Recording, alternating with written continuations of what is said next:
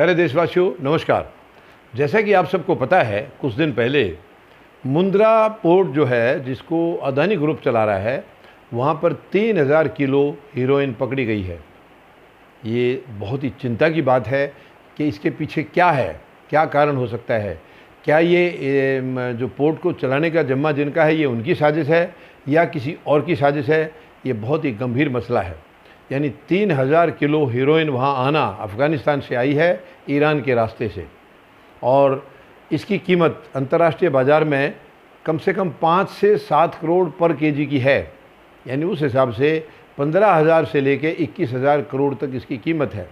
लेकिन ये बहुत ही ख़तरनाक चीज़ है। यानी देश में अगर ये सपोज़ नशे के कारोबार के लिए यहाँ लाई गई है तो ये देश के लिए बहुत ही चिंता की बात है। अब हालांकि अडानी ग्रुप ने यानी उनके चेयरमैन ने ये बयान दिया है कि हमारा केवल संचालन का काम है, पोर्ट का संचालन का काम है।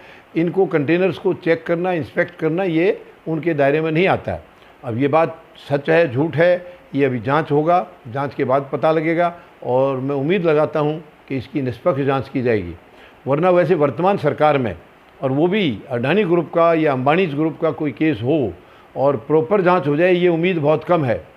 क्योंकि अब तक के जो कारनामे प्रधानमंत्री महोदय ने दिखाए हैं या इस सरकार ने दिखाए हैं, उसके हिसाब से तो इशारा यही जाता है कि इनके राज में किसी को, इनके अपने चहेतों को ज़रा सा भी कोई उनका बाल बांका हो नहीं सकता है।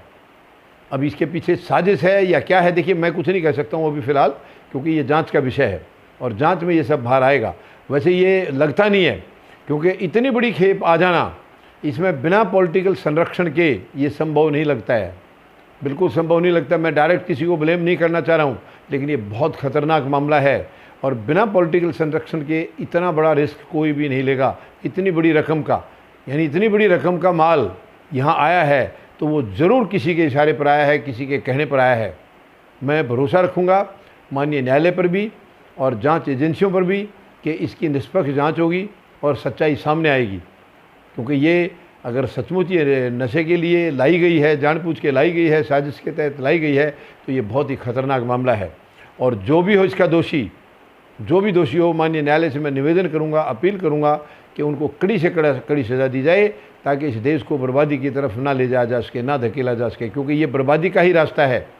ये जो अगर ऐसा आया है ये किसी के इशारे पर तो ज़रूर आई है। तो ये इसका मतलब हमारे युवाओं में नशा और घोलना चाह रहे हैं, जैसे कि पंजाब पहले ही बर्बाद हुआ पड़ा है। तो ये बहुत ही दुखद है। मैं अभी फ़िलहाल उम्मीद लगाते हैं और जब तक जाँच होती है इसकी इंतज़ार करते हैं।